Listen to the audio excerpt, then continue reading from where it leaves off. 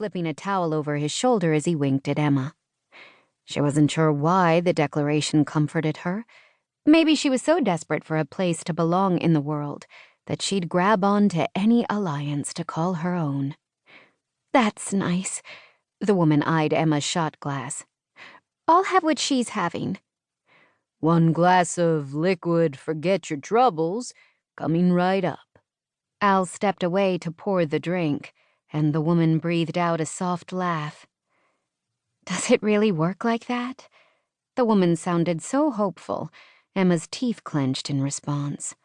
Hope was a pain in the butt. "You'll forget for a bit tonight," Emma said, "and tomorrow you can focus on the ensuing headache instead of your problems." She glanced at the woman's elegant hand. The fingers tapping on the bar sported a brilliant diamond ring, blindingly large and nearly flawless. "Let me guess. Fiancé trouble?" "His family hates me," the woman muttered, then swiped at her cheeks. "You don't seem like the type of person anyone could dislike. Fairy tale princesses are universally loved." "I'm Holly, the opposite of a princess, which is part of the problem." The woman held out a hand just as Al brought her shot. "Cheers, not a princess, Holly." Emma lifted her glass in a toast instead of shaking. "I'm Emma." Holly let out a hiss and a sputtering cough after sipping the whiskey. "It burns," she said on a gasp of air. "That's the point," Emma told her, licking the last bit of moisture off her lips. "The burn means you can feel something." "I feel like I'm going to puke." "Take a breath," Emma advised. "I'm not up for holding back a stranger's hair over the toilet tonight." Holly giggled and pressed 2 fingers to her mouth. "I grew up in Magnolia, and I've never been to this bar. It always seemed so scary to me, but it's actually quite cozy." Emma raised a brow as Al stepped forward with a wince. "First time this place has ever been called cozy. Another round, ladies?" "Definitely," Holly grinned. 2 waters, Emma told the bartender. She wasn't going to be responsible for getting sweet, naive Holly drunk. "And a glass of white burgundy," Holly said. "Do you have Montrachet?" Al looked toward Emma, confusion clear on his face. "It's white wine," Emma translated, "but we'll stick with water." "You order like a princess," she told Holly. "The first time I went to a dinner with Brett, I ordered a brand that comes from a box. His mother laughed at me. I learned about wine after that." Emma grimaced. "This is your future mother-in-law?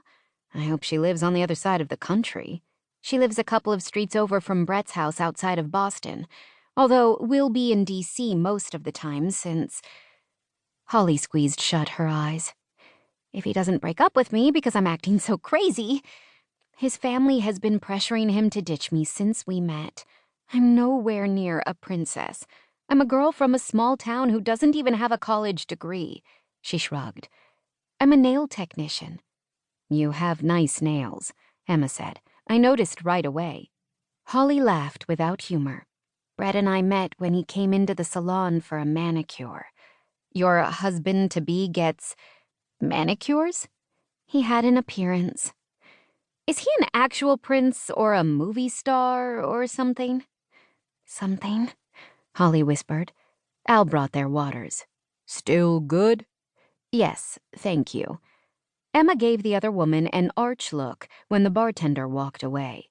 "I'm not above getting you drunk so you tell me your secrets."